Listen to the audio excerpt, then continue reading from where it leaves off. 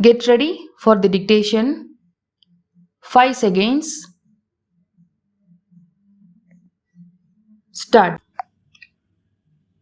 Mr. Chairman Sir, on going through the Governor's address, I must confess that I was rather disappointed that this House was given as little information as possible to the causes of its summons. I venture to think that the policies ought to have been mentioned in this address itself. Then only the suggestions of the honorable members of this House can be taken note of before the budget is finalized. But on the other hand, with the majority that the party in power can command, an attempt has been made to deprive those members sitting in the opposition of the only opportunity they may have to influence the government of the day. This is, in my opinion, a serious handicap to the members belonging to the opposition. Sir, in the governor's address, it is stated that the foot position is on the whole satisfactory. That statement is not warranted by facts. Today, foot position is the central responsibility. If there is any scarcity anywhere, it is only right that the whole country should be treated as one unit, and the available food grains can be distributed to those areas where there is any deficiency. But I am sorry that after so many years of independence, after so many crores of rupees have been spent on large irrigation projects, we are still more or less where we were some years ago, depending upon foreign imports to the tune of several crores of rupees. It is all due to the lack of proper policy on the part of both the central and the state governments, without realizing that they have to control the entire subcontinent. The central government usually lay down laws which cannot be followed in their entirety. Let me give some examples. One is the legislative regarding agricultural lands. I am afraid that all those who own lands are in the state of terror as to what will happen the next minute.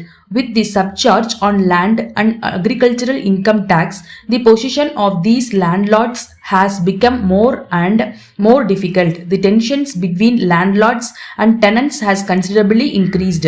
The government cannot absolve themselves of the responsibility for such undesirable results. Some years ago, a bill was introduced to the effect that no agricultural land should be encouraged upon for permission of the government. Nobody knows that there is such a bill, and it is followed more in its breach. You will see the result of this as you down to the Adron, not speak of the Mofasal places. There is another thing that I should like to mention. Cash crops are not allowed to be raised. What steps have the government taken to see that these cash crops such as sugarcane are raised only on lands which are not primarily meant for agricultural purposes? Otherwise, a vast extent of agricultural land will be converted into cash crops, growing lands much to the detriment of food production. I am glad and I congratulate the government on having thought of levying the sales tax at a single point instead of the multi-point levy now in force. Sir, I am not one of those who desire that the revenue that they acquired to the government from this tax should be curtailed. There is so many requirements and we are always taking of improvements. But I am for single point tax for this reason. The businessmen have to maintain many records. They have to engage people to maintain these records. If any slight lapse occurs, they are caught at once and treated as criminals. Single point tax is the best in the interests of all concerned, and the government will gain a great deal.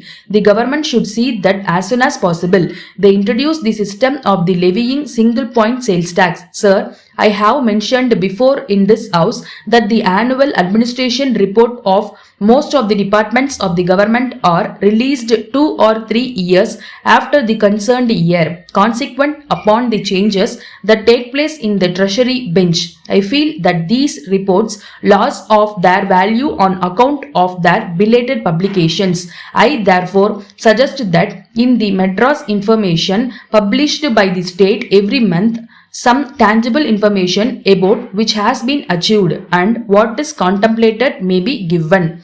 Thanking you.